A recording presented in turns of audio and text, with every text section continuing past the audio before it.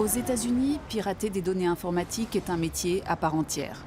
Rod est un hacker professionnel employé par divers clients. Mettre une fausse information en ligne est pour lui un jeu d'enfant. D'abord, vous créez un blog. Ensuite, vous construisez votre réputation avec des gens qui vont vous suivre et qui vont reposter vos articles à chaque fois que vous publiez quelque chose. Même si ce que vous dites est faux, il faut que ça ait l'air un minimum crédible. Plus vous donnez l'impression d'être sérieux, plus les gens se diront « Ok, ce que vous racontez est sûrement vrai ». Avec plus d'1 milliard d'utilisateurs quotidiens, Facebook offre aujourd'hui une plateforme idéale pour ces pirates. Durant la campagne présidentielle américaine, les fausses actualités publiées sur le réseau social ont été plus partagées que celles des sites traditionnels.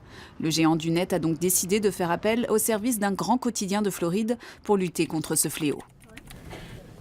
Salut Alison, comment vas-tu? Josh Gillin est ce qu'on nomme aux États-Unis un fact-checker, un policier de l'information. Son travail consiste à vérifier la véracité des faits publiés. Quand les informations sont erronées, le résultat, c'est que la population entière est trompée. C'est encore plus grave si cela concerne des informations politiques. Quand un électeur lit ces articles afin de prendre une décision, il est impératif qu'il puisse faire son choix sur des faits exacts et vérifiés.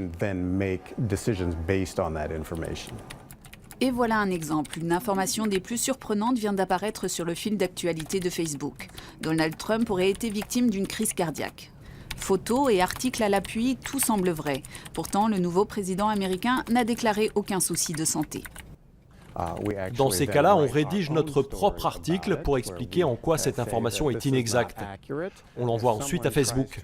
Maintenant, si quelqu'un veut partager ce post à nouveau, il verra un avertissement signalant qu'il est contredit par PolitiFact. Au-delà des réseaux sociaux, c'est aujourd'hui tout un mouvement qui milite pour un nouveau code de déontologie sur le web. À l'origine de cette initiative, ce centre de formation des médias. La règle, c'est d'être transparent à propos de vos sources, de vos méthodes de travail, de vos moyens de financement et de la gestion de votre entreprise. Vous devez être neutre et juste. Jusqu'ici, Facebook applique ces mesures aux États-Unis et compte l'étendre à l'ensemble de sa toile, comme en Allemagne. Là aussi, la chasse aux fausses informations pourrait bientôt débuter.